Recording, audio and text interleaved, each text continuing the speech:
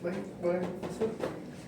Terima kasih sebelumnya sudah berkenan hadir dalam sesi konseling untuk kali ini. Sama-sama. Boleh masuk terlebih dahulu. Nah, Raden, saya sudah membaca intake form yang Anda kirimkan. Ya. Tentunya sebelum melanjutkan ke sesi konseling kali ini, saya tuh sudah menyiapkan 3 kursi di depan Raden. Nah, menurut Raden, mana yang paling nyaman untuk Raden duduki? Yang ini Pak. Baik, silakan dulu. Selanjutnya, yang menurut Raden nyaman ketika saya duduki sebelah mana? Di sana Pak. Baik, saya duduk ya. Ya.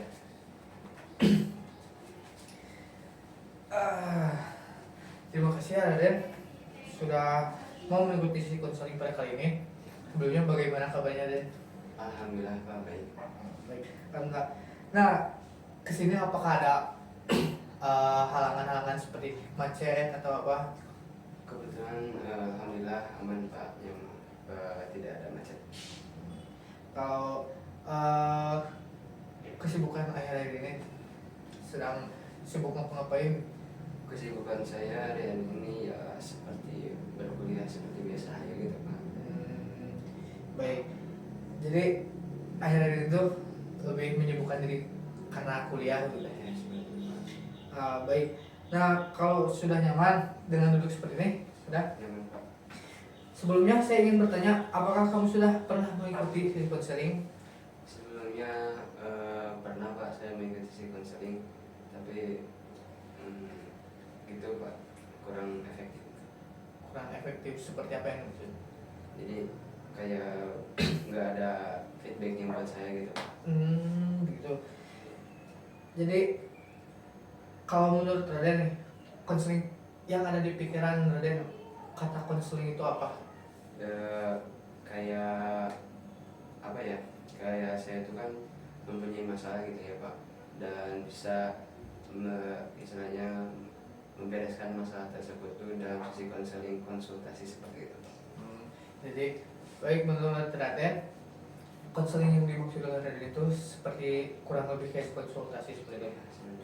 Baik, begitu menurut pemahaman kamu. Nah, baik, saya mohon izinkan saya menjelaskan sedikit ya tentang konseling itu apa.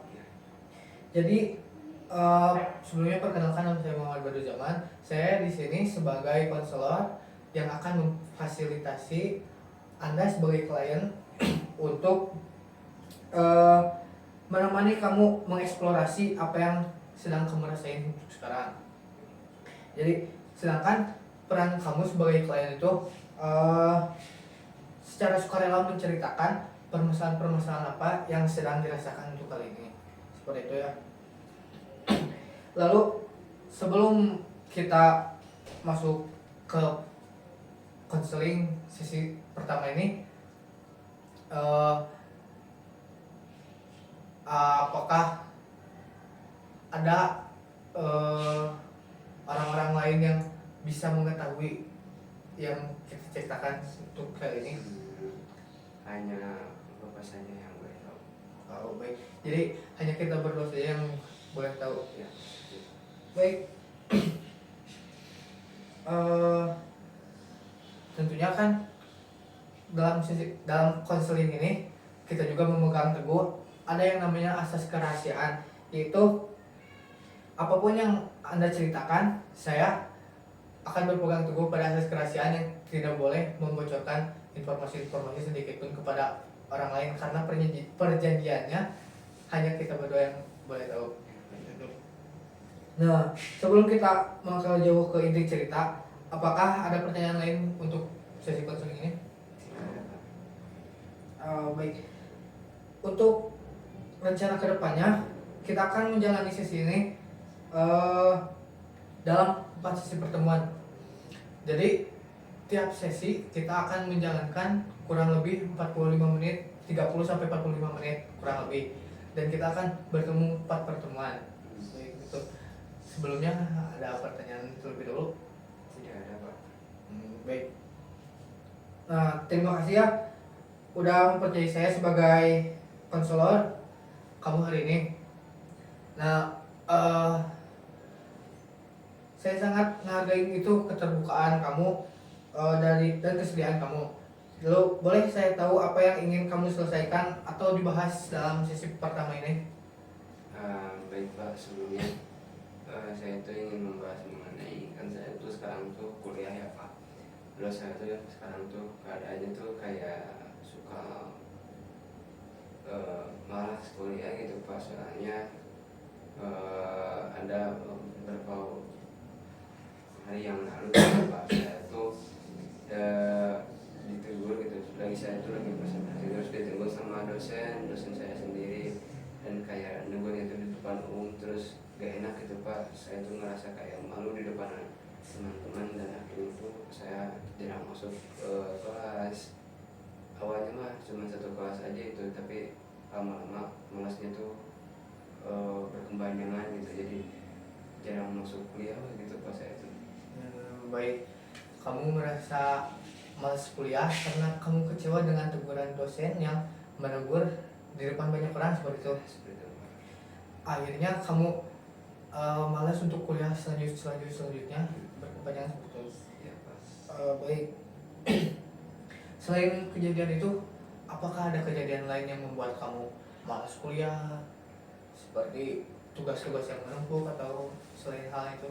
Enggak ada sih Pak, cuman yang pertama karena malu sih Pak sama teman-teman, jadi saya tuh kayak susah untuk berkomunikasi lagi sama teman-teman karena malu, karena ditegur oleh dosen gitu, jadi depan teman-teman, jadi kayak malu aja gitu buat komunikasi sama teman-teman juga.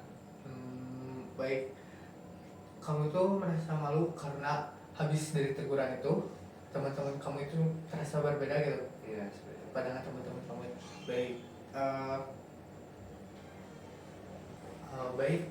Tadi kan kamu menceritakan tentang bagaimana rasa kecewa kamu terhadap dosen kamu, bisa sebut ya, karena suatu perilaku dosen kamu yang sangat mengecewakan kepada diri kamu gitu.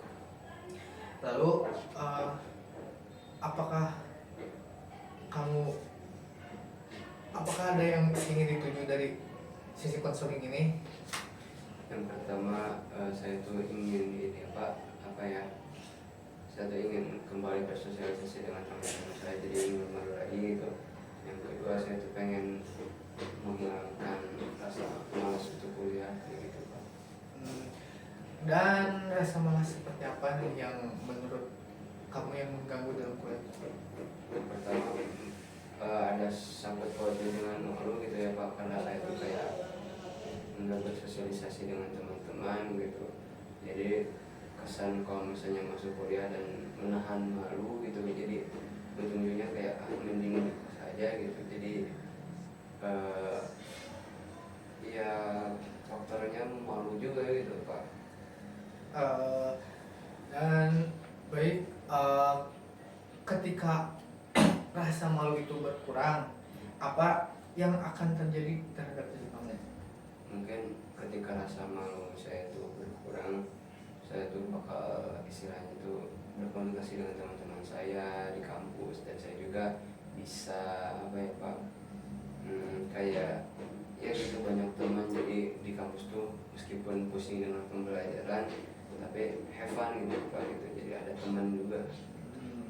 Baik, artinya kamu ketika sudah berkurangnya rasa malu terhadap diri kamu, kamu dapat lebih enjoy lagi dalam berteman seperti itu.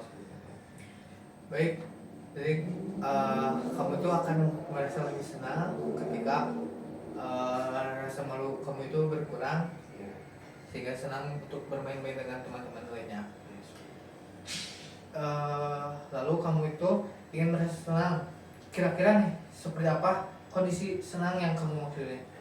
Jadi senang yang saya maksud itu seperti enjoy di kelas, berkomunikasi dengan teman-teman, dan mengerjakan tugas-tugas perkuliahan, menanyakan ke teman-teman. Kalau misalnya rasa malu saya pegang ya Pak, kalau misalnya masih ada kan saya tuh kayak apa ya, canggung buat nanyain juga, takut ya ketawain kayak gitu, mengingat dulu ditegurnya seperti itu.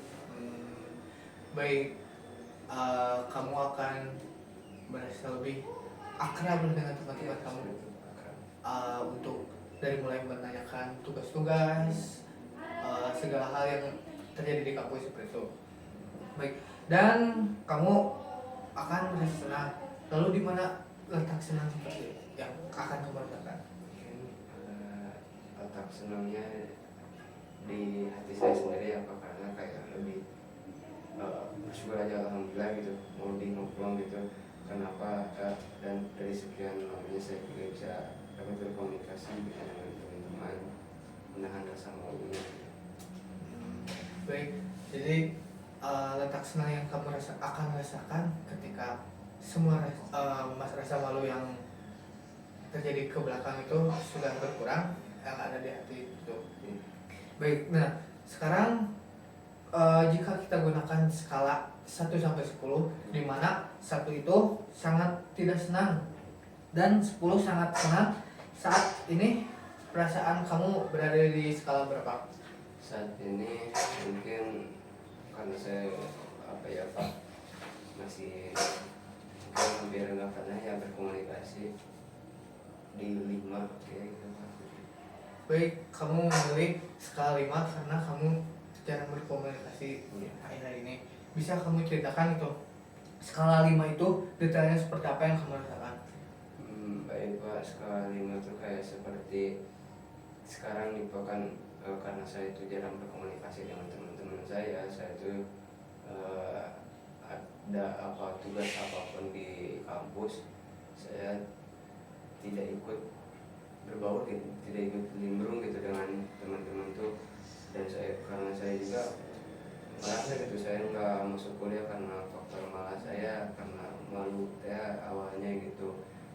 Jadi hampir sama sekali mengenai perkuliahan saya kurang paham gitu Pak, materi-materinya, dan saya juga tidak berani untuk menanyakan gitu Pak. Baik, kamu tuh jadi sekarang jarang berkomunikasi, jarang nimbrung, Ya. dan jarang masuk kuliah karena rasa malu tersebut, karena ditegur oleh dosen kamu yang di depan banyak orang seperti itu.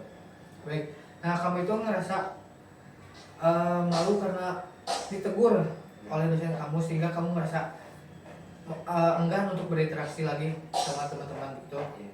Nah, kira-kira dari persoalan ini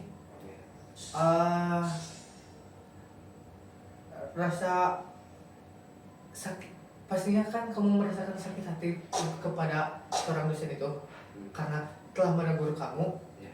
di depan banyak orang gitu seperti itu. Nah, baik, Raden telah menjelaskan bahwa rasa malas yang terjadi itu karena rasa malu yang telah terjadi karena Raden pernah ditegur oleh dosen sewaktu itu di depan banyak teman-teman kamu seperti itu. Nah, kamu kan ngerasa malas dan ngerasa malu. Kira-kira dari dua persoalan ini, mana dulu nih yang ingin kamu selesaikan terlebih dahulu? Sama lu sih. Sama malu terlebih dahulu. Ya. Baik. Seperti yang dijelaskan tadi, kita ingin mencapai kondisi senang yang tadi kamu sebutkan ya. Gitu. Sekarang kamu ada di skala 5. Kamu ingin meningkatkan skala tersebut menjadi kepada skala berapa? Skala 9 gitu Pak. Bisa digambarkan skala 9 itu seperti apa? Jadi ketika saya sudah di skala 9, mungkin saya itu lebih kayak berinteraksi dengan teman-teman itu dengan baik, terjalin komunikasi itu dengan baik. Jadi saya itu nggak malas kuliah lagi, dan ada yang mengajak saya untuk berkuliah kalau misalnya saya lagi malas gitu. Jadi saya membutuhkan kayak menghilangkan rasa malu tersebut gitu Pak. Oh, baik. Kamu memilih skala 9 karena skala 9 itu seperti perasaan kamu lebih senang dan lebih berani untuk berbicara dengan teman-teman kamu seperti itu.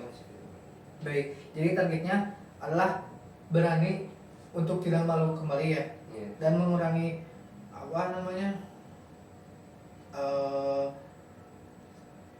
rasa malas itu ya. Ya, lalu bagaimana kamu akan mulai mengatasi masalah ini? Untuk mengatasinya sih, awalnya saya itu pernah sih Pak mencoba kayak apa ya, ngobrol gitu Pak sedikit sama teman saya, tapi di AWA gitu, tapi tetap aja gitu canggung gitu Pak ngobrolnya juga, jadi nggak diterusin sama saya. Oh, baik. Jadi kamu sudah pernah memulainya Iya. seperti itu dengan menggunakan via WA untuk berbicara dengan teman kamu, Iya. tapi kamu masih canggung. Iya. Baik. Kalau boleh tahu nih, kapan terakhir kali kamu berkomunikasi dengan teman kamu itu? 2 minggu yang lalu. Oh, sudah lumayan lama ya. Iya. Komunikasi apa, seperti apa yang kamu maksud yang ingin kamu lakukan nanti? Komunikasi ya mungkin sebelum terlalu jauh ya Pak, jadi saya tuh ingin komunikasi mengenai ya pembelajaran di kampus, saya juga tidak ingin tertinggal, serta supaya saya itu dengan berkomunikasi nyaman di kampus juga, dan istilahnya bisa mengejar akademik dan menghilangkan rasa malas saya seperti itu Pak. Baik, baik. Artinya komunikasi yang akan kamu bangun itu supaya membuat motivasi kepada diri kamu untuk selalu semangat lagi masuk kampus seperti itu. Baik, apakah ada hal lain lagi yang ingin disampaikan sebelum kita menyusun langkah-langkah? Sepertinya cukup Pak. Baik, saya melihat kamu perlu langkah untuk mengatasi rasa tidak nyaman ini agar nggak berlarut-larut gitu, agar nggak keterusan sampai kapan-kapan. Jadi langkah apa yang akan kamu mulai lakukan untuk mengatasi masalah tersebut? Langkah awalnya mungkin saya di awal mulai masuk kuliah, mungkin mulai masuk kelas lagi gitu, dan mencoba untuk mengobrol dengan satu orang terlebih dahulu aja gitu Pak, mencoba, tapi saya harus mengumpulkan keberanian saya. Baik, kapan hari pertama yang akan masuk kamu kuliah? Karena besok gak ada mata kuliah, mungkin lusa. Bagus. Jadi kamu akan memulai perbincangan dengan salah satu teman sekelas kamu dengan mengumpulkan hari ini mengumpulkan keberanian terlebih dahulu. Lalu saat masuk kuliah kamu akan mencoba berbicara dengan salah satu teman kamu gitu. Luar biasa. Jadi dalam sesi ini langkah yang akan kamu lakukan adalah pertama untuk mencoba memberanikan diri berbicara dengan salah satu teman kamu yang ada di kelas gitu. Kedua, kamu sudah berani untuk melawan rasa malu kamu untuk masuk lagi ke kelas gitu. Menurut kamu apakah langkah-langkah tersebut dapat menyelesaikan masalah ini? Insya Allah bisa Pak. Baik, artinya kamu sudah percaya kepada langkah-langkah awal ini. Ya. Baik, sesi konseling pertama kita sudah selesai dalam sampai di sini. Apakah kita bisa akhiri sesi ini dan bertemu lagi di minggu depan untuk melihat bagaimana hasilnya? Bisa Pak. Baik, terima kasih ya untuk Raden telah mau mengikuti sesi konseling kali ini. Sampai jumpa di minggu depan yang bisa kita bicarakan lagi, jadikan lagi seperti itu. Baik. Assalamualaikum warahmatullahi wabarakatuh. Waalaikumsalam.